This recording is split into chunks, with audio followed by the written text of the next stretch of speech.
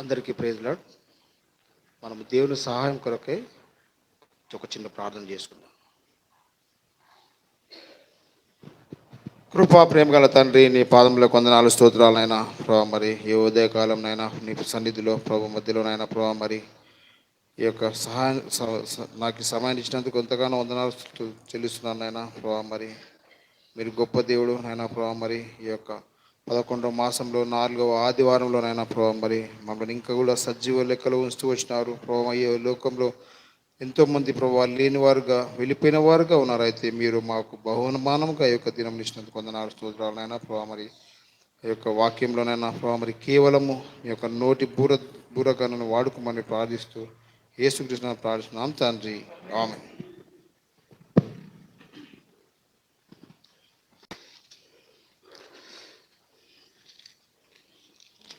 మనము ఆరాధించక ముందు మనము బైబిల్ గ్రంథంలోంచి కొన్ని వచనాలు మనల్ని సరి చేసుకోవడానికి, మనము దేవునికి దగ్గర అవ్వడానికి మనము కొన్ని మాటలు చూసుకుంటూ వద్దాం. మనం కొరింథీయులకు 2వ కొరింథీయులకు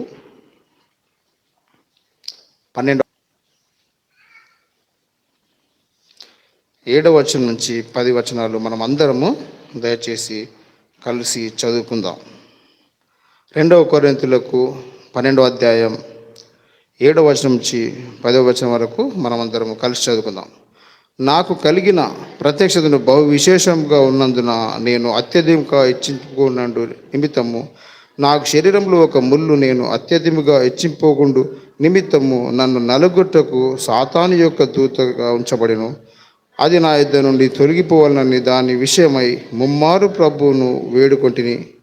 అందుకు నా కృప నీకు చాలును, బలహీనత యందు నా శక్తి పరిపూర్ణమగుచున్నదని ఆయన నాతో చెప్పెను. కాగా క్రీస్తు శక్తి నా మీద నిలిచి నిమిత్తము విశేషంగా నా బలహీనతలందే బహు సంతోషంగా పడుదును. నేనెప్పుడు బలహీనుడనో అప్పుడే బలవంతుడను కనుక క్రీస్తు నిమిత్తము నాకు కలిగిన బలహీనతల్లోనూ, నిందలలోనూ, ఇబ్బందులలోనూ, హింసలలోనూ, ఉపద్రవములలోనూ నేను సంతోషించున్నాను. అయితే ఈ యొక్క వాక్యము పౌలు గారు రాస్తూ వస్తున్నారు.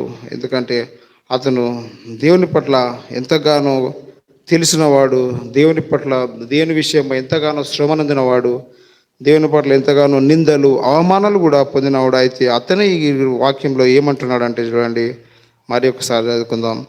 నాకు కలిగిన ప్రత్యక్షతలు బహు విశేషములు ఉన్నందున నేను అత్యధికంగా హెచ్చింపుకున్నట్టు నిమిత్తము నా శరీరంలో ఒక ముళ్ళు నేను అత్యధికంగా హెచ్చిపోకుండా నిమిత్తము నన్ను నలుగొట్టకు సాతాను యొక్క దూతగా ఉంచబడును. అయితే అతను ఏమంటున్నాడంటే, నాకు ఇంత విశేషమైన జ్ఞానం ఉన్నప్పటికీ, నాకు అనుభవం ఉన్నప్పటికీ ఏమంటుంటున్నాడంటే, ఈ యొక్క అనుభవం ద్వారా నేను హెచ్చించుకునేవాడుగా ఉంటానేమో, కాబట్టి దేవుడు నాకు ఒక ముళ్ళును పెడుతూ వచ్చినాడు. నేను అత్యధికంగా హెచ్చింపబోకుండా నిమిత్తము నన్ను నలుగొట్టకు సాతాను యొక్క దూతగా ఉంచబడిన. అయితే మన జీవితంలో కూడా మనము దేవునికి నమ్మకంగా ఉన్నప్పటికీ కొన్నిసార్లు మనము పడిపోయే వరంగా ఉంటారు. అయితే మనము కొన్నిసార్లు ఇబ్బందులు ఉంటాయి. ఆ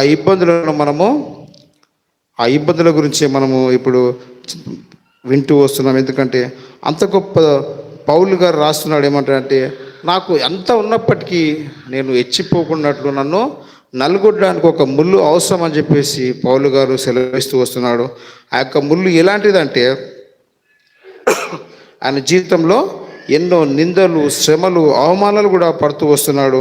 ఆ యొక్క ముళ్ళు లేకపోతే, ఆ యొక్క ఇబ్బంది లేకపోతే నేను ఏమవుతాను అని చెప్పేసి పౌలు గారు మనతో మాట్లాడుతూ వస్తున్నాడు. అలాగే ఇంకా చూడండి మనము, అయితే ఆ యొక్క ముళ్ళు ద్వారా ఏమైపోతూ ఉందంటే, ఆ ముళ్ళు ద్వారా దేవుణ్ణి మనము ఘనపరిచే వారంగా ఉంటాము. దేవుని మర్చిపోయే వారంగా ఉండకుండా దేవుని అన్నిటితో మనము గుర్తు చేసుకునే వారంగా ఉంటాం. ఎందుకంటే కేవలము ఆ యొక్క ఇబ్బంది ద్వారానే మనము దేవుని జ్ఞాపకం చేసుకుంటూ వస్తాం. ఇక్కడ చూడండి 8వ వచనంలో, అది నా యొద్ద నుండి తొలగిపోవాలని దాని విషయమై ముమ్మారు ప్రభును వేడుకుంటుని. అందుకు ప్రభు ఏమంటున్నాడంటే, నా కృప నీకు చాలని చెప్పేసి దేవుడు సెలవిస్తూ వస్తున్నాడు. అయితే ఆ యొక్క ఎంత బలహీనతలో ఉన్నప్పుడైతే ఆ యొక్క దేవుని ద్వారా దేవునికి ఏమంటున్నాడంటే, ఆ యొక్క బలహీనతల నుండే అతడు బలవంతుడు అని చెప్పేసి చెప్పుకుంటూ వస్తున్నాడు. అలాగే 9వ వచనం చూడండి, నేను ఎప్పుడు బలహీనుడను అప్పుడే బలవంతుడను కనుక క్రీస్తు నిమిత్తం నాకు కలిగిన బలహీనతలలోను, నిందలలోను, ఇబ్బందులలోను, హింసలలోను, ఉపద్రవములలోను నేను సంతోషించున్నాను. అయితే అంత గొప్ప అనుభవం ఉన్న దేవునితో గడిపిన అతను కూడా ఈ యొక్క మాటలు సెలవిస్తూ వస్తున్నాడు. అయితే మన జీవితాల్లో కూడా ఎన్నో మనకు కొన్ని ఇబ్బందులు ఉండొచ్చు. అయితే అనుకుంటూ ఉంటాం, మనం దేవుని నమ్ముకున్న తర్వాత కొన్నిసార్లు ఇబ్బందులు మనము ఫేస్ చేసే వారంగా ఉంటాం. అయితే కొన్నిసార్లు మనము దేవుని మర్చిపోయే వారంగా ఉంటాం. అయితే నేను ఒకరిని వింటూ వచ్చినాను. అయితే వాళ్ళు ఏమంటారంటే, దేవుడు అంతా మంచిగా చేసినప్పుడు దేవుని స్తుతించేవారుగా ఉంటారు. కొన్నిసార్లు ఇబ్బందులు అయినప్పుడు ఏం చేస్తామంటే దేవుని పూర్తిగా మర్చిపోయేవారుగా ఉంటారు. అయితే మనం ఆ గుంపులో మనము ఎప్పుడు కూడా ఉండొద్దు. ఈ యొక్క నిందలు, అవమానాలు, ఈ ఉపద్రవాలు ప్రతి ఒక్క మానవునికి సర్వసహజం. అయితే ఈ యొక్క ఎవరికి కూడా లేని యొక్క నిరీక్షణ, ఆ యొక్క ధైర్యాన్ని దేవుడు మనకి ఇస్తూ వస్తుంటాడు. ఆ యొక్క ధైర్యం వలన మనము ముందుకు దేవుని యందు నడుచుకునే వారంగా ఉండాలి. అయితే ఈ యొక్క పౌలు గారి ద్వారా ఏం నేర్చుకుంటామంటే, మనం ఎప్పుడైతే మనం బలహీనులమో అప్పుడే మనము బలవంతులము. అయితే ఇంక కొంచెం ముందుకెళ్దాం. లూకాసు వార్త 12వ అధ్యాయం, లూకాసు వార్త 12వ అధ్యాయం 19, 20 చూసుకుందాం మనం. లూకాసు వార్త 12వ అధ్యాయం 19, 20 చూసుకుందాం. నా ప్రాణముతో ప్రాణమా, అనేక సంవత్సరములకు విస్తారమైన ఆస్తి నీకు సమకూర్చబడినది, సుఖించుము, తినుము, త్రాగుము, సంతోషించుము అని చెప్పుకుంటున్నాను. అయితే దేవుడు, వెర్రివాడా, ఈ రాత్రి నీ ప్రాణము అని అడుగుచున్నాను, నీవు స్థిరపరిచినవి ఎవని వరకునని అతనితో చెప్పాను. అయితే మన జీవితంలో మనము ఎంతగానో మనం ప్రయత్నం చేసి ముందుకు వెళ్ళే వారంగా, ఆస్తిని సంపాదించిన వారుగా మనము ప్రయాసపడుతూ వస్తాం. అయితే దేవుడు ఏమంటున్నాడంటే, ఈ రాత్రి నీ ప్రాణం నేను తీసుకుంటే నువ్వు ఎక్కడికి వెళ్ళిపోతావు అని చెప్పేసి దేవుడు నన్ను ప్రశ్నిస్తూ వస్తున్నాడు. ఎందుకంటే దేవుని కంటే మనం ఏది కూడా మనకు ఎక్కువ కాదు. దేవుని మాత్రం మనము ప్రేమించవాలి. ఎందుకంటే దేవుడు మన సృష్టికి కారణము. అయితే తన రూపంలో దేవుడు మనల్ని సృజిస్తూ వచ్చినాడు కేవలము ఆయనను మహిమపరచడానికి, ఆయనను ఘనపరచడానికి. మన యొక్క ఆరాధన ద్వారా దేవుడు ఎప్పుడు కూడా మహిమపరచబడాలి, ఘనపరచబడాలి. అలాగే చూసుకుందాం. మత్తయి సువార్త 6వ అధ్యాయం, మత్తయి సువార్త 6వ అధ్యాయం 27 నుంచి 33 వరకు మనము మార్చి చదువుకుందాం. 27 నుంచి 33 వరకు. మత్తయి సువార్త 6వ అధ్యాయం 27 నుంచి 33 వరకు మనము మార్చి చదువుకుందాం. మీలో ఎవరు చింతించడం వలన తన ఎత్తు మూరెడు ఎక్కువ చేసుకొనగలడు? వస్త్రములను గురించి మీరు చింతింపనేలా, అడవి పువ్వులు ఎలాగూ నిదుగుచున్నవో ఆలోచించుడి, అవి కట్టబడవు, ఉడకవు. అయినను తన సమస్త వైభవంతో కూడిన సొలొమోను సైతం వీటిలో ఒకదాని వలన అలంకరింపబడలేదు. నేడుండి రేపు పొయ్యిలో వేయబడు అడవి గడ్డిని దేవుడిలాగు అలంకరించిన ఎడల, అల్ప విశ్వాసులారా, మీకు మరి నిశ్చయముగా వస్త్రములు ధరింపచేయను కదా. కాబట్టి ఏమి తిందుమో, ఏమి త్రాగుదుమో, ఏమి ధరించుకుందుమో అని చింతింపకుడి. అన్యజనులు వీటన్నిటి విషయమై విచారింతురు. ఇవన్నీ మీకు కావాలని మీ పరలోకపు తండ్రికి తెలియను. కాబట్టి మీరు ఆయన రాజ్యమును, నీతిని మొదట వెతుకుడి, అప్పుడు అవన్నీ మీకు అనుగ్రహింపబడును. అయితే ఈ యొక్క లోకంలో దేవుడు ఏమంటున్నాడంటే, ఏమి తాగుదుమో, ఏమి తిందుమో అని చెప్పేసి మేము చింతపడని అవసరం లేదు. దేవుడు మనకిస్తాడైతే ఈ సొలొమోను మహారాజు కూడా 29వ వచనం ఒకసారి చదువుతాను. ఆయనను తమ సమస్త వైభవంతో కూడిన సొలొమోను సహితము వీటిలో ఒకదానినైనను అలంకరింపబడలేదు. అయితే సొలొమోను మహారాజు ఏ ఒక్క దాంట్లో కూడా అతను అలంకరింపబడలేదు అని మనము బైబిల్లో చూస్తూ వస్తున్నాం. ఎప్పుడైనా సొలొమోను మహారాజు దేవుని అడుగుతూ వచ్చినాడంటే జ్ఞానమును మాత్రం అడుగుతూ వచ్చినాడు, దేవునికి భయభక్తులుగా జీవిస్తూ వచ్చినాడు. అతను ఈ యొక్క లోకానుసారమైన సంబంధమైన అలంకరణల గురించి ఎప్పుడు కూడా అతను ఇష్టపడలేదు, వాటికి దూరంగానే ఉంటూ వస్తున్నాడు. అయితే అంత జ్ఞాని అయిన సొలొమోను కూడా ఏం చేస్తున్నాడు, వ్యర్థము సర్వము వ్యర్థం అని చెప్పేసి కూడా సెలవిస్తూ వస్తున్నాడు. ఏంటంటే ఈ యొక్క లోకంలో దేవుని కంటే ఇది కూడా ఎక్కువ కాదు.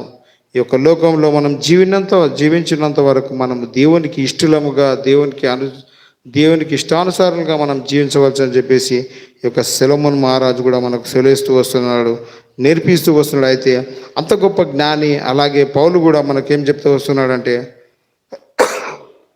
చూడండి, ఎంత ఇబ్బంది కలిమిలో ఉన్నప్పటికీ దేవుని మర్చినవాడు కాడు అతను. అయితే మనం అలాగే చూసుకుందాం. ఇర్మియా 7వ అధ్యాయం 3వ వచనం. ఇర్మియా 7వ అధ్యాయం 3వ వచనం నేను చదువుతాను. ఇక్కడ మనకి ఇదంతా అవసరం లేదు, కానీ కింద మాట చూసుకుందాం. మీ మార్గములను మీ క్రియలను దిద్దుకొనుడి. అయితే దేవుడు ఏం సెలవిస్తున్నాడంటే, మీ యొక్క మనం యొక్క నడిచే మార్గములను, మన యొక్క క్రియలను దిద్దుకోండి అని చెప్పేసి దేవుడు సెలవిస్తూ వస్తున్నాడు. ఎందుకంటే ఈ యుగంలో మనం జీవిస్తూ వస్తున్నాం. మనకెన్నో, ఇప్పటిదాకా చెప్తూ వస్తున్నాను, మనకెన్నో శ్రమలు ఉన్నప్పటికీ, దేవుని మర్చిపోయేలాంటి ఒక శ్రమలు వచ్చినప్పటికీ మనం దేవుని ఎప్పుడు కూడా మర్చిపోయే వారంగా, ముఖ్యంగా దేవునికి దూరంగా వెళ్ళే వారంగా ఉండకుండా దేవుడు ఏమంటున్నాడంటే, ముందు మీ యొక్క మార్గాన్ని, మీ యొక్క చేసే క్రియలను అనగా పనులను మీరు దిద్దుకోమని చెప్పేసి ఈ యొక్క వాక్యం ద్వారా సెలవిస్తూ వస్తున్నాడు. అలాగే మత్తయి సువార్త 7వ అధ్యాయం, మత్తయి సువార్త 7వ అధ్యాయం 21వ వచనము నేను చదువుతాను కొన్ని వచనాలు. ప్రభువా ప్రభువా అని నన్ను పిలిచి ప్రతి వాడు పరలోక రాజ్యంలో ప్రవేశింపడు, కానీ పరలోకమందున నా తండ్రి చిత్త ప్రకారం చేయవాడే ప్రవేశించును. ఆ దినముందు అనేకులు నన్ను చూచి, ప్రభువా మేము నీ నామమున ప్రవేశింపలేదా, నీ నామమున దయ్యములను వెళ్ళగొట్టలేదా, నీ నామమున అనేకమైన అద్భుత కార్యములు చేయలేదా అని చెప్పుదురు. అప్పుడు నేను మిమ్మల్ని ఎన్నడూను ఎరుగను, అక్రమము చేయవారులారా నా యొద్ద నుండి పొండని వారితో చెప్పును. అయితే మనం ఏమనుకుంటామంటే, మనమే పరిశుద్ధులమని చెప్పేసి, మనమే బాగున్నామని చెప్పేసి ఇతరులను తృణీకరించేవారుగా, ఇతరులను బాధ పెట్టేవారుగా కొన్నిసార్లు మన జీవితాల్లో తెలియక చేస్తూ వస్తుంటాం. అయితే దేవుడు ఏమంటుంటాడంటే, ఇక్కడ చూడండి, మనము 21వ వచనంలో, ప్రభువా ప్రభువా అని చెప్పేసి పిలిచేవారందరూ పరలోక రాజ్యం వెళ్ళరని చెప్తున్నాడు. ఎవరైతే దేవుని క్రియలను అనుసరిస్తూ వస్తుంటారో, దేవుని ప్రేమిస్తూ వస్తారో, దేవుని విశ్వసిస్తూ వస్తుంటారో వాళ్ళు మాత్రమే పరలోక రాజ్యానికి వెళ్తారని చెప్పేసి దేవుడు ఈరోజు వాక్యం సెలవిస్తున్న. అయితే మనలో ఏమన్నా ఇబ్బంది ఉంటే మనం ఇతరులను ఎప్పుడు కూడా ఇబ్బంది పెట్టే వారంగా ఉండాలి. ఎందుకంటే కొన్నిసార్లు మనము నోరు జారిపోతూ ఉంటుంది, కాబట్టి ఆ యొక్క నోటిని మనము జాగ్రత్తగా ఉంచుకోవాలి. అంతే, అందరికంటే మనమే భక్తులం అని చెప్పేసి కొన్నిసార్లు మనం అనుకుంటాం, కానీ అది ఎప్పుడైతే మనల్ని మనం హెచ్చించుకోవడానికి ప్రయత్నం చేస్తూ ఉంటామో అప్పుడే మనము దేవునికి దూరంగా వెళ్ళిన వారం అని చెప్పేసి మనం గ్రహిస్తూ రావాలి. అక్కడ సుంకరి మనం చూస్తాం, సుంకరి పరిసయుడు చూస్తూ వచ్చినాం. సుంకరి ఎలాగైతే చేస్తూ వచ్చినాడో అలాంటి జీవితము మనము కలిగి ఉండాలి. పరిసయుడు ఏం చేస్తున్నాడు, అన్నీ కరెక్ట్ చేస్తూనే వచ్చినాడు. అయితే దేవుని యొద్ద అతన్ని హెచ్చించుకునే వానిగా చేసుకున్నాడు, అతను మెప్పు కోరుకుంటూ వచ్చినాడు. అయితే ఆ యొక్క పరిసయుడు జీవితం లాంటిది మనం జీవితం ఉండకుండా సుంకరి వలె మనం దేవునికి భయభక్తులు కలిగి, దేవుని మాటలు వినేవారంగా, దేవుని అనుసరించే వారంగా ఉండాలని చెప్పేసి ఈ యొక్క దినము దేవుని వాక్యం ద్వారా మనము వింటూ వస్తున్నాం. అలాగే 1 పేతురు 1వ అధ్యాయం, 1 పేతురు, దయచేసి అందరూ బైబిల్ తీయండి. 1 పేతురు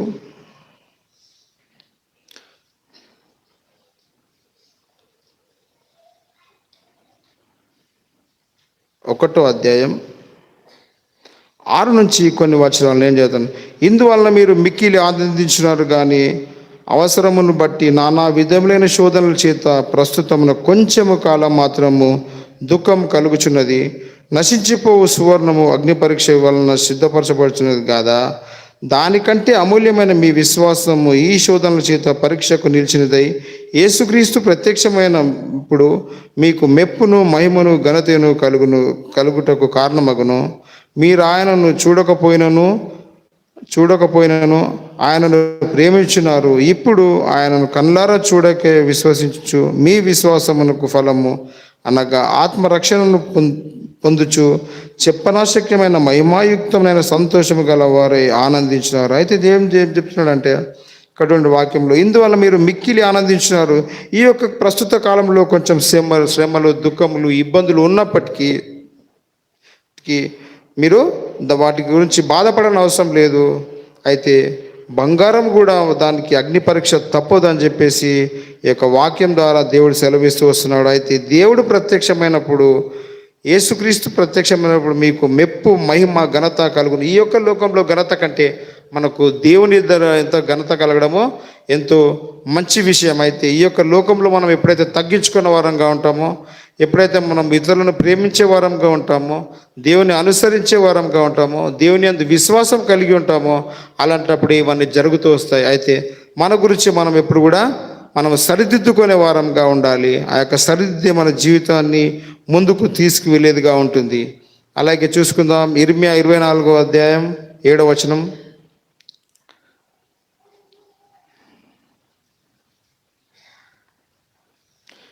ఇర్మియా 24వ అధ్యాయం 7వ వచనం. ఆ ఒక్క మాట చూసుకుందాం. వారు పూర్ణ హృదయంతో నా యుద్ధకు తిరిగి రాగా, వారు నా జనులగినట్లు నేను వారి దేవుడనగినట్లు నేను యెహోవానని నన్ను ఎరుగు హృదయమును వారికి ఇచ్చదనని చెప్పి సెలవిస్తున్నాడు.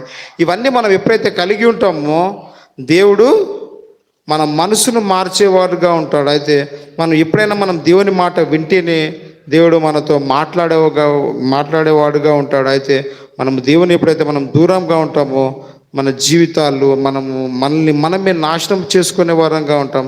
అయితే ఈ యొక్క వాక్యంలో ఏముందంటే చూడండి,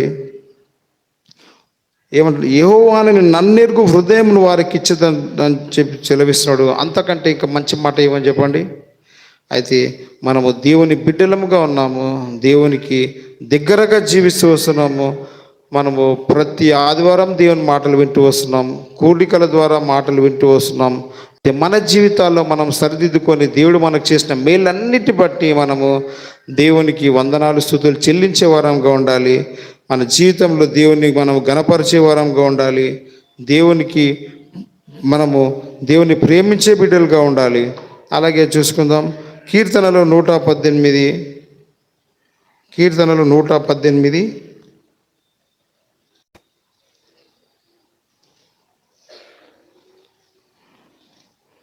దయచేసి ఒకరు చదవండి.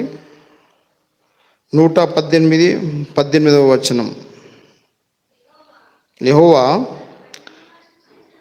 నన్ను కఠినముగా శిక్షించను కానీ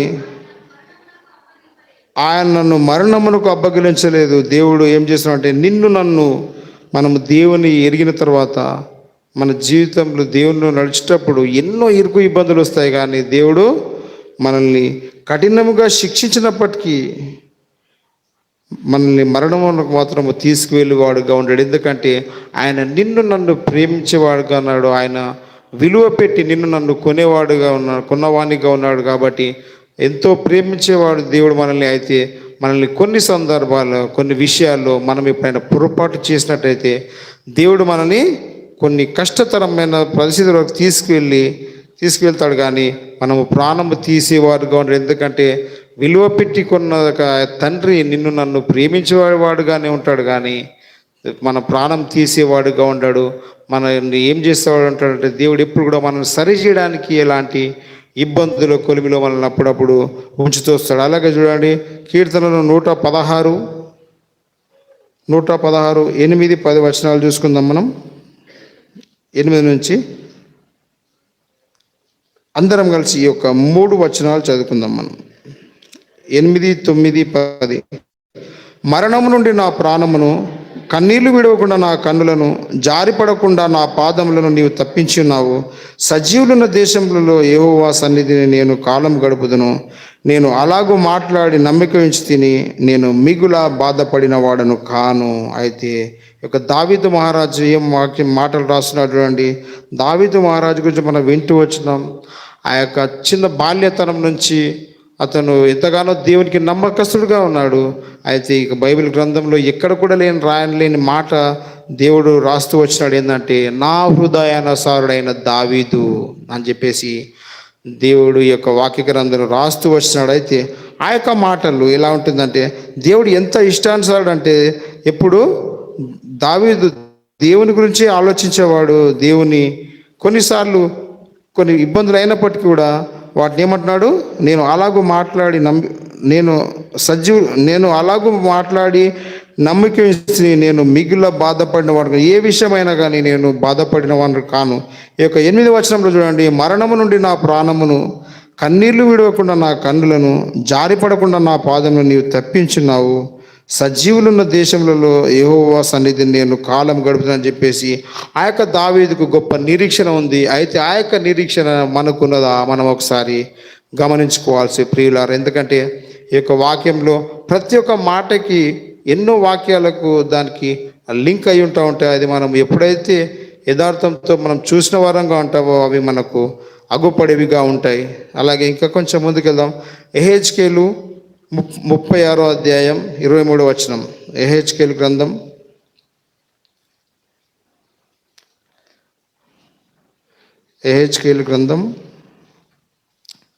36వ అధ్యాయం 23వ వచనం చదువుకుందాం మనం. ఒకరు చదవండి ఎవరైనా. అన్యజనుల మధ్య మీరు దూషించిన నా ఘనమైన నామమును నేను పరిశుద్ధపరచుదును. వారి ఎదుట నీ యందు నేను నన్ను పరిశుద్ధపరచుకొనగా నేను ప్రభువు యెహోవానని వారు తెలుసుకొందురు. చాలు. అయితే అన్యజనుల మధ్యలో మీ మధ్యన దూషించిన నా ఘనమైన నామమును నేను పరిశుద్ధపరచును. వారి ఎదుట నీయందు అంటే అన్యజనులలో మనము జీవించే పద్ధతిని బట్టి, మన యొక్క నడవడికను బట్టి దేవునికి ఘనత వస్తూ ఉంటుంది. అయితే ఆయన నామమును మన యందు పరిశుద్ధపరచుకోవాలంటే మనం ఏం చేస్తుండాలి, దేవునికి నమ్మకంగా ఉండాలి. మన యొక్క ప్రవర్తన కానీ, మన యొక్క చేష్టలు కానీ, మనం జీవిస్తున్న జీవితంలో దేవునికి నమ్మకస్తులంగా మనం జీవించిన వారమైంటే అన్యజనుల నామంలో దేవుడు మహిమపరచబడుతూ ఉంటాడు. అయితే నీ వల్ల నా వల్లనే యొక్క అన్యజనులు మనం దేవుని నామాన్ని అవమానపరిచిన వారంగా ఉంటున్నాము. అయితే అలాంటి విషయం కాకుండా మన ద్వారానే దేవుడు మహిమపరచబడాలంటే, దేవునికి మన ద్వారా ఘనత రావాలి అంటే మన యొక్క జీవితాన్ని మనము మార్చుకోవాలి. మన యొక్క జీవితాన్ని మనం మార్చుకున్నప్పుడు ఇలాంటి ఒక విషయాలు జరుగుతూ ఉంటాయి. ఎందుకంటే వాళ్ళు కూడా దేవుని నమ్మేవారుగా ఉంటారు. అయితే దేవుని నామాన్ని మనం ఎప్పుడు కూడా కనపరిచే వారంగా ఉండాలి. అలాగే చూసుకుందాం. కొలస్సీ 2:3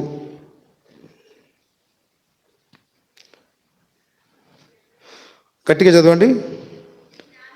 బుద్ధి జ్ఞానములు సర్వసంపదలు ఆయన యందే గుప్తములు. చాలా మాట. బుద్ధి జ్ఞానాలు సర్వసంపదలు ఆయన యందు గుప్తంలో ఉన్నాయి. అయితే అవి మనకు కొదగా ఉంటే మనము అడిగే వరంగా ఉండాలి. అయితే మనకు ఎప్పుడైతే బుద్ధి జ్ఞానములు మనకు లేవో, దేవుని మనం అడిగితే దేవుడు వాటిని మనకు ఇచ్చేవాడుగా ఉంటాడు. మనము దేవునికి ఇష్టానుసారంగా జీవించే ఒక మనసు అప్పుడు కలిగి ఉంటాం. మనకు చెడు ఏదో మంచి ఏదో తెలుసు. అయితే ఆ యొక్క బుద్ధి జ్ఞానం లేకపోతే ఇవన్నీ మనకు తెలిసేవిగా ఉండవు. అయితే దేవుడు మనకు బుద్ధి జ్ఞానం ఇచ్చిన వాడుగా ఉన్నాడు. ఇంకా వాటికి మనకు కొదువుగా ఉంటే మనం దేవుని అడుగుతూ ఉంటే దేవుడు మనకు ఇస్తూ ఉంటాడు. అలాగే చూడండి, 2 కొరింథీయులు 13:5 అధ్యాయం చూడండి. 2 కొరింథీయులు 13 అధ్యాయం 5వ వచనం. మీరు విశ్వాసం గలవారై ఉన్నారో లేదో మిమ్మల్ని మీరే శోధించుకొని చూచుకొనుడి, మిమ్మల్ని మీరే పరీక్షించుకొనుడి. మీరు భ్రష్టులు కాని యెడల యేసుక్రీస్తు మీలో ఉన్నాడని మిమ్మల్ని గురించి మీరే ఎరగరా. అయితే మన జీవితం ఎలాగుంటుందో మనకు తెలుసు. మన నడవడిక ఎలాగా ఉంటుందో మనకు తెలుసు. మన ప్రవర్తన ఎలాగ ఉంటుందో మనకు తెలుసు. మనం బయట ఏం చేస్తుంటామో మనకు తెలుసు. మన కుటుంబంలో మనం ఏం చేస్తుంటామో మనకు తెలుసు. మన మందిరంలో మనం ఏం చేస్తుంటామో మనకు తెలుసు. అయితే మన జీవితంలో మనకు అది తెలుసు. కానీ దాన్ని ఎప్పుడైతే మనం యథార్థంగా ఒప్పుకొని సరిచేసుకొని వారంగా ఉంటామో అప్పుడే దేవునికి మహిమ ఉంటుంది, ఇతరులకు మేలుకరంగా ఉంటుంది. అయితే మన వల్ల ఎప్పుడు కూడా ఎవరు కూడా ఇబ్బంది పడే అవకాశం మన నుంచి రానియకూడదని చెప్పేసి దేవుడి యొక్క వాక్యం ద్వారా సెలవిస్తూ వస్తున్నాడు. అలాగే చూడండి, గలతీ పత్రిక 3వ అధ్యాయం, గలతీ 3వ అధ్యాయం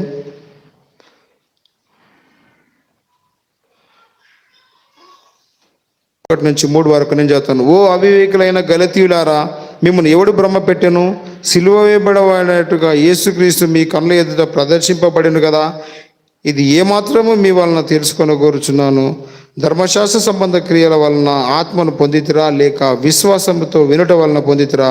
మీరింత అవివేకులైతిరా. మొదట ఆత్మానుసారంగా ఆరంభించి ఇప్పుడు శరీరానుసారంగా పనిపులగుదురా అని చెప్పేసి ఒక గలతీయులకు రాసిన పత్రిక సెలవిస్తూ వస్తాయి. అయితే మనము ఆత్మానుసారంగా ఆరంభించి ఇప్పుడు శరీరానుసారంగా పరిణిపులగురా అంటే మన జీవితంలో శరీరానుసారం వేరు, ఆత్మానుసారం. అయితే మన యొక్క దేవుడు ఈ యొక్క లోకానికి మనం శరీరానుసారంగా ఉన్నాము. అయితే మనం దేవుని ఎప్పుడైతే ఎరిగి ఉంటామో, మనం అప్పుడు దేవుని ఎప్పుడైతే నమ్ముతూ వస్తామో, దేవుని అందు విశ్వాసం కలిగి ఉంటామో, దేవుని ప్రేమిస్తూ వస్తామో, అప్పుడు మనము ఆత్మానుసారుల లెక్కలో మనము వస్తామని చెప్పేసి ఈ యొక్క వాక్యం ద్వారా దేవుడు సెలవిస్తూ వస్తున్నాడు.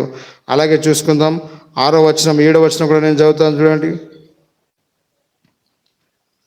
అబ్రహాము దేవుని నమ్మెను, అది అతనికి నీతిగా ఎంచబడను. కాబట్టి విశ్వాస సంబంధులే అబ్రహాము కుమారులని మీరు తెలుసుకొనుడి. అయితే మనం అబ్రహాం గురించి మనము ఇక బైబిల్ గ్రంథంలో చూస్తూ వస్తాం. అయితే అబ్రహాం ప్రతి విషయంలో కూడా దేవుని నమ్మిన వాడుగా ఉన్నాడు. అయితే అతనికి అది నీతిగా ఎంచబడుతూ వచ్చింది. మనం చూసే బైబిల్లో ఉన్న గొప్ప గొప్ప వ్యక్తులందరినీ మనం చూస్తూ వస్తుంటాం. వాళ్ళు ఎంతో విశేష జ్ఞానము కలిగినట్టు వారు, వాళ్ళు సొంతంగా నిర్ణయం తీసుకునే శక్తి ఉన్నప్పటికీ ఆ యొక్క దేవుని మాట తప్పకుండా వాళ్ళు తూచా పాటించకుండా విన్నవారే కానీ వాళ్ళ సొంత క్రియలు ఎక్కడ కూడా విన్నట్టు మనం ఈ యొక్క బైబిల్ గ్రంథంలో చూడలేదు. అయితే బైబిల్ గ్రంథంలో యోనా మాత్రం ఒక్కడే అతను దేవుని మాటను వ్యతిరేకిస్తూ, ఎందుకు వ్యతిరేకించినా అంటే అతను ఆ యొక్క జనాంగానికి భయపడుతూ అతను తప్పుదారి పోవాల్సి వచ్చింది. కానీ ఇంకా వేరే విషయం కాదు, చివరికి అతను సరి చేసుకునేవాడుగా ఉన్నాడు. ఆ సరి చేసుకున్న తర్వాత ఆ యొక్క ప్రజలందరినీ కూడా దేవుడు వారితో మాట్లాడుతూ వచ్చినారు. ఆ యొక్క వాళ్ళందరూ దేవుని మాట వింటూ వస్తూ వచ్చినారు. అయితే అలాంటి యొక్క గొప్ప మాటలు ఈ యొక్క బైబిల్ గ్రంథంలో ఉంటున్నాయి. అయితే మనం ఎప్పుడైతే దేవుని మాట వింటూ వస్తామో అప్పుడే దేవుని మనము ఘనపరిచిన వారంగా, మహిమపరిచిన వారంగా ఉన్నాం. అయితే మనం చివరికి చూసుకుందాం, 1 తిమోతి 6వ అధ్యాయం, 1 తిమోతి 6వ అధ్యాయం 6-10 వచనాలు ఒకసారి చూసుకుందాం. మనము అందరం కలిసి చదువుకుందాం అవసరమైతే. సంతుష్టి సహితమైన దైవభక్తి గొప్ప లాభ సాధనమైనది. మనం ఈ లోకంలోనికి ఏమీ తేలేదు, దీనిలో నుండి ఏమీ తీసుకొని పోలేము. కాగా అన్న వస్త్రములు గలవారమయ్యండి, వాటితో తృప్తి పొందుదము. ధనవంతులకు అపేక్షించువారు శోధనలోను, ఉరిలోను, అవివేక యుక్తములను, హానికరములైన అనేక దురాశలోను పడుతురు. అట్టి మనుషులకు నష్టములోనికి, నాశంలోనికి ముంచివేను. ఎందుకనగా ధనాపేక్ష సమస్తమైన కీడులకు మూలము. కొందరు దాన్ని ఆశించి విశ్వాసం నుండి తొలగిపోయి నానా బాధల్లో తమను తామే పొడుచుకొనిరి. అయితే ఏమంటున్నట్టు చూడండి, ఇక్కడ ఈ వాక్యంలో మనం ఈ లోకంలో ఏం చేస్తామంటే ధనాపేక్ష గలవారమై అంటే మనం ఎక్కడెక్కడ పడతాం చూడండి. 9వ వచనంలో శోధనలోను, ఉరిలోను, అవివేక యుక్తములను, హానికరమైన అనేక దురాశల్లో పడదము. అట్టివి మనుషులను నష్టంలోనికి, నాశంలోనికి ముంచివేను. ఎందుకనగా ధనాపేక్ష సమస్తమైన కీడులకు మూలము. కొందరు దాన్ని ఆశించి విశ్వాసం నుంచి తొలగిపోయి నానా బాధలతో తమను తామునే పాడు చేసుకున్న వారుగా ఉంటారు. అయితే ఈ యొక్క లోకంలో నేను చెప్తూ వస్తున్నాను ముందుగా కూడా, దేవుని కంటే ముఖ్యమైనది కానీ ఇంకా ఏది కూడా లేదు. దేవుడు మనకు అన్న వస్త్రములు ఏం చేసినటువంటి 8వ వచనంలో, కాగా అన్న వస్త్రములు గలవారమైండి వాటితో తృప్తి పొందము. ఈ యొక్క లోకంలోనికి మనం ఏమి కూడా తీసుకురాలేదు. ఈ యొక్క లోకం నుంచి మనం ఏది కూడా తీసుకోలేకపోలేదు. అయితే ఈ యొక్క వాక్యంలో ఏముందంటే మనము అన్న వస్త్రములతో సరిదిద్దుకునే వారంగా ఉందాము. అంతకంటే మనకు మించి ఏమి లేదు. అయితే మనం ఎప్పుడైతే ధనాపేక్ష కలిగిన వారై ఉంటామో మనము శోధనలోనికి మనము వెళ్ళే వారంగా ఉంటాము. అయితే హెబ్రీయులకు రాసిన పత్రిక 2వ అధ్యాయం 3వ వచనం చూసుకుందాం. హెబ్రీయులకు 2:3 అధ్యాయం 3వ వచనం నేను చదువుతాను. ఇంత గొప్ప రక్షణను మనము నిర్లక్ష్యము చేసిన ఎడల ఎలాగో తప్పించుకుందామో అట్టి రక్షణ ప్రభు బోధించట చేతనే ఆరంభమైంది. అయితే ఈ యొక్క గొప్ప రక్షణ దేవుడు మనకి ఇస్తూ వచ్చినాడు. అది ఎప్పుడు ఇస్తూ వస్తున్నాడు అంటే, నీవు నేను ఎప్పుడైతే దేవునికి లోబడి ఉంటామో, దేవునికి మాటలు వింటూ వస్తామో, దేవునికి మన జీవితాన్ని దగ్గరగా తీసుకుని వస్తామో, దేవుని మాటలు మనం ఎప్పుడైతే వింటూ ఉంటామో, దేవుని వాక్యం ద్వారా మనం సరి చేసుకునే వారంగా ఉంటామో, మన క్రియలు, మన పనులు, మనం ఇంకా ఏమి చేస్తూ వస్తున్నామో సమస్తము దేవుడు ఎరిగి ఉన్నవాడు కనుక మనము సరి చేసుకునే వారంగా ఉండాలి. అయితే దేవుడు ముఖ్యంగా మనకేం చెప్తున్నా, మనలాంటి జీవితాలు ఏమైనా ఉంటే అవి సరిదిద్దుకోండి ఈ దినమే, ఇప్పుడు. ఎందుకంటే సమయం లేదు. రేపు నీ యొక్క ప్రాణం పోతే ఏం చేస్తావు అని చెప్పేసి వెర్రివాడా అని చెప్పేసి దేవుడు యొక్క వాక్యం ద్వారా సెలవిస్తూ వస్తున్నాడు. ఎందుకంటే రేపు ఎలాంటిదో మనము చూడము, రేపు ఉందో లేదో కూడా మనకు తెలియదు. అయితే మనము ఈ క్షణమే దేవుడు మనకి రక్షణ ఇస్తూ వచ్చినాడు. ఆ దేవుని మనం స్తుతించే బిడ్డగా, ఆరాధించే బిడ్డలంగా ఉండాలి. ఇంకోటి, మనం ఇంకా దూరంగా ఉన్నామో, మందిరానికి వస్తున్నాం, మందిరానికి వచ్చిన తర్వాత మనం ఏం చేస్తామంటే అంత క్రిస్టియన్స్ ఓకే, పర్లేదు. ఒకవేళ ఏమైనా అయినా కానీ మేం చేస్తాం, ఒకవేళ చనిపోయారు అనుకోండి ఎవరన్నా, అయ్యో మందిరానికి వస్తున్నా అని చెప్పి తీసుకుంటాం, దానివల్ల నీకు మహిమ లేదు. అయితే నేను ఒక సమాధి కార్యక్రమానికి వెళ్తూ వచ్చినాను. అయితే అక్కడ ఒక వ్యక్తి ఒక మాట అంటూ వచ్చినాడు, సాక్ష్యం చెప్పాలి అని చెప్పేసి అడుగుతూ ఉంటే ఎవరు కూడా ముందుకు రావట్లేదు. అయితే ఒక వ్యక్తి అంటున్నాడు, నేను పక్క నుంచి విన్నాను, అయితే బ్రతికి ఉన్నప్పుడు నువ్వు నీ సాక్ష్యాన్ని కాపాడుకోకపోతే చనిపోయిన తర్వాత ఏమని సాక్ష్యం చెప్పాలి ఆయన గురించి? మేము ఒకవేళ చెప్పినా అది అబద్ధమే. అయితే మనలో ప్రాణం ఉన్నప్పుడే మనము దేవునికి నమ్మకంగా ఉండాలి, మన సాక్ష్యాన్ని కాపాడుకోవాలి. మనం సాక్ష్యాన్ని కాపాడుకోవడం వల్ల మన కుటుంబం కూడా రక్షింపబడుతుంది. ఈ యొక్క రోజుల్లో ఒక తల్లిదండ్రులైన వారు, పెద్దలైన వారు వాళ్ళ యొక్క నడవడికను, వాళ్ళ మాటలను జాగ్రత్తగా చూసుకొని దేవునికి దగ్గరగా ఉన్నట్టయితే పిల్లలు కూడా అదే నేర్చుకుంటూ వస్తారు. మనమే కరెక్ట్గా లేకపోతే మన పిల్లలకు నేర్పించడానికి మనము అర్హులము కాము. అయితే మన జీవితాల్లో మనకు పిల్లలకు నేర్పించాలంటే ముందు ఎవరు కరెక్ట్ ఉండాలి? ఫస్ట్ మనం కరెక్ట్ ఉండాలి. మనము దేవి అందు నిలకడగా ఉండాలి, తొందరపడే వారంగా ఉండకూడదు. మన జీవితంలో దేవుని కంటే గొప్ప విషయం ఇంకా ఏది లేదు. దేవుడు మనకు ఎప్పుడు కూడా ఏది తక్కువ చేసిన వాడు కాడు. దేవుణ్ణి నమ్మిన బిడ్డలకి దేవుని ఎవరైతే నమ్ముకుంటారో ఆ యొక్క బిడ్డలను దేవుడు ఎప్పుడు తలగానే ఉంచాడు, కానీ తోకగా ఎప్పుడు కూడా ఉంచాడు. అయితే మన యొక్క జీవితాల్లో మనము బ్రతికున్నప్పుడే, మనలో జీవం ఉన్నప్పుడే మనము దేవుణ్ణి విశ్వసించే వారంగా ఉండాలి, దేవుని నమ్ముకునే వారంగా ఉండాలి, దేవుని మాటలు వినే వారంగా ఉండాలి. అప్పుడు నేను ఇంతకుముందు చెప్పినట్టు చనిపోయిన తర్వాత ఏదైనా సాక్ష్యం చెప్పాలంటే కూడా మనం బ్రతికున్నప్పుడు ఆ యొక్క సాక్ష్యాన్ని మనం కాపాడుకునే వారంగా ఉండాలి. అయితే ఇక్కడ మెడికల్ డిపార్ట్మెంట్లో చాలామంది, గవర్నమెంట్ లేకపోయినా నార్మల్గా అందరికీ మెడికల్ డిపార్ట్మెంట్ గురించి తెలుసు. అయితే సీరియస్గా ఉన్న పేషెంట్కి హాస్పిటల్ తీసుకెళ్తే ఎక్కడ పెడతారండి?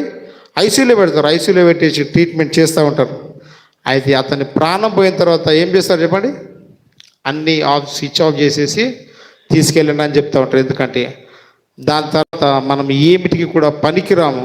హాస్పిటల్లో ఎలాగైతే శవాన్ని దూరంగా పెడుతూ వస్తుంటారో, సపరేట్ గదిలో పెడుతూ వస్తుంటారో, నీ జీవితం నా జీవితం కూడా మనం దేవుని ఎరిగి ఉండి కూడా మనం దేవునికి నమ్మకంగా జీవించకపోతే అలాంటి మనము ఆ శవాలు పెట్టిలో దాంట్లో అని చెప్పేసి మనం భావించవలసిగా ప్రియులారా కోరుకుంటూ చెప్తూ వస్తున్నాను. ఎందుకంటే మన జీవితము దేవుని కృప ద్వారా దేవుడు మనల్ని నడిపిస్తూ వస్తున్నాడు.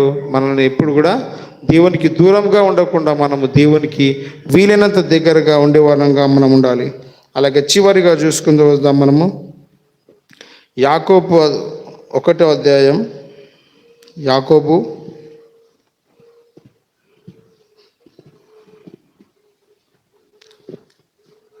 1వ అధ్యాయం 16, 17, 18 వచనాలు మనము చదువుకుందాం. అందరం కలిసి చదువుకుందాం. నా ప్రియ సహోదరులారా, మోసపోకుడి. శ్రేష్టమైన ప్రతి ఈవియు, సంపూర్ణమైన ప్రతి వరమును పరసంబంధమైనదై జ్యోతిర్మయుడగు తండ్రి యుద్ధ నుండి వచ్చును. ఆయనందు ఏ చంచలత్వమైనను గమనాగమల వలన కలుగు ఏ ఛాయను లేదు. ఆయన తాను సృష్టించిన వాటిలో మనము ప్రథమ ఫలంగా ఉండినట్లు సత్యవాక్యం వలన మనలను తన సంకల్పం ప్రకారం చేసినైతే దేవుడు ఏం చేస్తున్నాడు?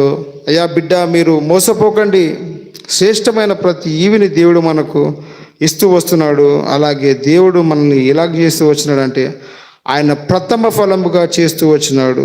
దేవుడు ఏం చేస్తూ వచ్చినాడు? మనల్ని ప్రథమ ఫలంగా చేస్తూ వచ్చినాడు. ఆ యొక్క ప్రథమ ఫలానికి తగ్గట్టుగా మన జీవితాల్లో మనం జీవించాలని చెప్పేసి ఈ యొక్క వాక్యం ద్వారా దేవుడు సెలవిస్తూ వస్తున్నాడు. అయితే చివరిగా చూసుకుందాం. మనం చూస్తూ వస్తున్న విషయం ఏంటంటే, ఒకసారి మళ్ళీ కొంచెం వెనుకకి వెళ్దాం. దేవుడు ఈ యొక్క లోకంలో మనకి మన జీవితంలో మన ప్రయాణంలో ఎన్నో ఒడిదొడుకులు, ఇబ్బందులు ఉన్నాయి. అయితే ఉన్నప్పటికీ దేవునికి దగ్గరగా ఉండేవారుగా మన జీవితాలను చూసుకోవాలని చెప్పేసి దేవుడు ఈ వాక్యం ద్వారా సెలవిస్తూ వస్తున్నాడు. అలాగే దేవుడు మనకు ఏది కూడా తక్కువ చేసిన వాడు కాడు. అయితే మనం దేవుని అడగవలసింది ఒకటే, దేవునికి చెల్లాల్సిన స్తుతి కూడా ఒకటి ఏంటంటే, అయ్యా మీరు నన్ను ప్రథమ ఫలంగా చేస్తూ వచ్చినారు, మీరు మాకు ఏది తక్కువ కాకుండా చేస్తూ వచ్చినారు. ఇంతవరకు చాలా ఆయన, ఇంతవరకు చూసినది చాలు, ఎప్పుడు కూడా మేము నీ యందు నిలకడగా ఉండేవారంగా ఉంటామని చెప్పేసి మన యొక్క దేవుడు మన యొక్క ఆరాధనను కోరుకుంటూ వస్తున్నాడు. అయితే దేవునికి ఇష్టమైన ఆరాధన మన యొక్క ఇండివిజువల్గా దేవుణ్ణి ఆరాధించే వారంగా ఉండాలని కోరుకుంటూ వస్తున్నాం. అయితే మనకు చిన్న లాస్ట్ వచనం చూసుకుందాం. యోహాను సువార్త 4వ అధ్యాయం 23, 24 వచనాలు ఒకసారి చూడండి, మనం ముగించుకుందాం. యోహాను సువార్త 4వ అధ్యాయం 23, 24 వచనాలు. ఇది అందరికీ తెలిసిన విషయమే. చూస్తాం, అందరం కలిసి గట్టిగా చదువుకుందాం. అయితే యథార్థంగా ఆరాధించువారు ఆత్మతోనూ సత్యంతోనూ తండ్రిని ఆరాధించు కాలం వచ్చున్నది, అది ఇప్పుడునూ వచ్చే ఉన్నది. తన్ను ఆరాధించువారు అట్టివారే కావాలని తండ్రి కోరుచున్నాడు. దేవుడు ఆత్మ గనుక ఆయనను ఆరాధించేవారు ఆత్మతోనూ సత్యంతోనూ ఆరాధింపవాలని అని చెప్పేసి దేవుడు సెలవుతూ వస్తున్నాడు. ఈ యొక్క జీవితంలో ఈ యొక్క 2020 సంవత్సరం 11వ నెలలో 4వ ఆదివారంలో దేవుడు ఏం ఆరాధిస్తామని చెప్పేసి దేవుడు చూచేవాడుగా ఉన్నాడు. అయితే మన యొక్క ఆరాధన దేవునికి ఇష్టంగా ఉండాలి, ఇంపుగా ఉండాలి, సువాసన గలదిగా ఉండాలి. అయితే యథార్థంతో ఆరాధించే వారంగా ఉండాలి. ఈ యొక్క జీవితంలో మనకు ఏమి ఒడిదొడుకులు వచ్చినప్పటికీ దేవుని సేవించే వారంగా ఉండాలని చెప్పేసి దేవుడు సెలవిస్తున్నాడు. ఈ వాక్యాన్ని దేవుడు దీవెనకిస్తుగాక.